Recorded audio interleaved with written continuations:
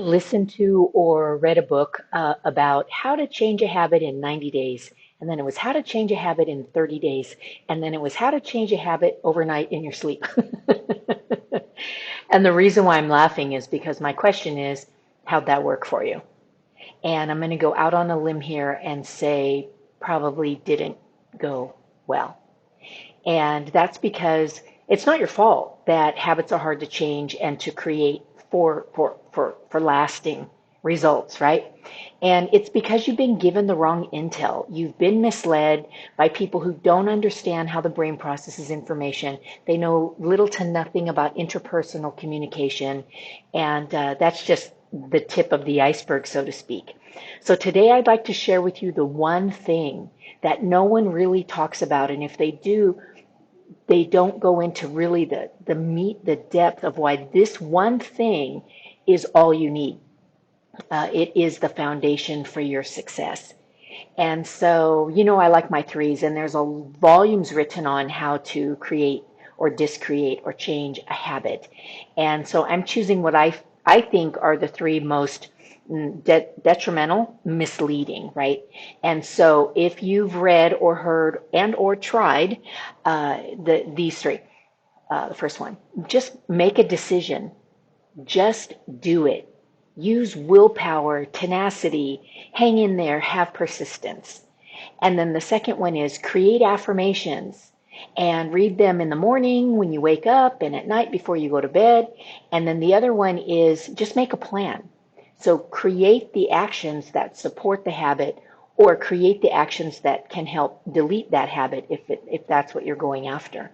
Okay, so diving into these a little bit deeper, they're all missing the one thing. So the first one saying just make a decision, just do it, just, put your iron will in there. That's just overly testosterone ridden. And it's just a recipe for disaster to make you feel unfulfilled, less than, disappointed in yourself.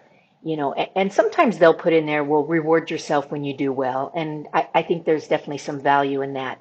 So remember, when you just try to use willpower, that's all cognitive energy. And that's not where habits are created. That's not where we shift in the things that we want to do or shift out the things that we no longer discreate the things we no longer want to. Then the next one is creative affirmations and read them at night and in the morning. Okay, so I've done vlogs on this before.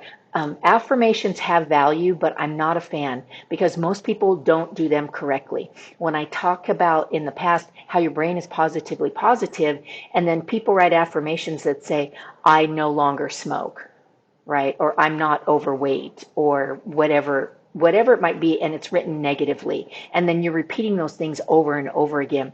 You're going to get zero result from something like that. And besides the fact, when you create an affirmation, so maybe your affirmation says, I no longer eat junk food. Yay, sounds great. However, when you read that affirmation, I no longer eat junk food, your brain says to you, who are you talking about?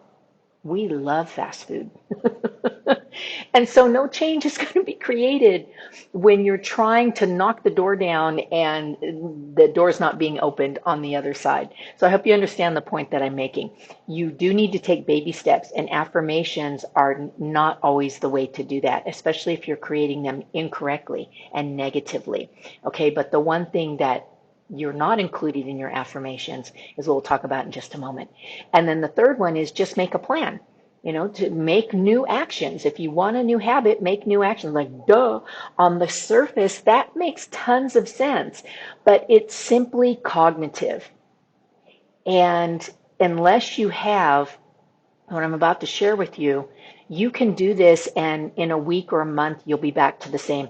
And the best example I can give is many of you listening right now have paid thousands of dollars for motivational programs and seminars and things. And basically you are the same person now that you were just thousands of dollars less in your bank account. And the reason why I'm laughing is because I know that our intentions are so good. We want change, right? And so we believe that these external ideas and things can give it to us. So that being said, Here's the one thing, and it's just one thing. It's extremely powerful. In order to create or discreate a habit, you must have the emotion of desire, and it must be strong. Okay, so that's where the will comes in. Not like, I'm going to do this, but why do you want it? Why will it light you up? How will it improve the quality of your life? You want to ask those very empowering questions. And unless you're 110% behind, yes, this is exactly what I want, then all of those other things, affirmations and having a plan and just sticking to it, will not last. You might get some temporary results, but if you want lasting results, you have to have a strong desire. And a story that I can share with you about this, they say, you can create a habit in X amount of time, right? So for almost 2 years, I think at least, my sister and I had a paper route. And we lived in a retirement community where these seniors were up and they wanted their paper by 6 a.m. So 7 days a week, 365 days a year, we got up at 5:30 in the morning before the sun. And for those of you who know me, you know I'm solar powered. And we had that route for what seemed like forever. And so the point of my story is I had no desire to be a morning person, to get up before the sun, to have work in the morning and be finished early. I had zero desire. So the day we no longer had that paper route, my sister and I, started sleeping in. She's still a bit of a morning person, a little bit more than I am. My mom's an amazing, perky, happy, fun morning person, and that's probably why we had the paper route that worked for her. And so the point of my story is I did something not 30 days, not 90 days, but for nearly 2 years with zero desire. So no habit was created. So your habits are created with desire. And when you remember also your desire, right? So not wanting to do this for somebody else. Like if your health is poor and you want better health for your kids, that's not it. You want it for you. So really lean into, why do I want this? What lights me up about this? Am I actually ready to do this right now? And that way you can lead yourself to success from that internal flame, that internal fire. It's like if you say, I no longer eat sweets, and you really, truly desire this, you when that cake is on your shoulder, like, the devil, so to speak, you can say, I used to like this or have this or do this, but I no longer do. And it becomes your truth. So when you have desire, these things become your truth, and then your brain doesn't say, who are you talking about? We love cake, especially chocolate cake. I apologize for those of you who now want some chocolate cake. So I'm just laughing because passion is the key to success for so many things. Have the desire, know why you want it, and then the commitment will follow suit. So I hope this makes tons of sense to you.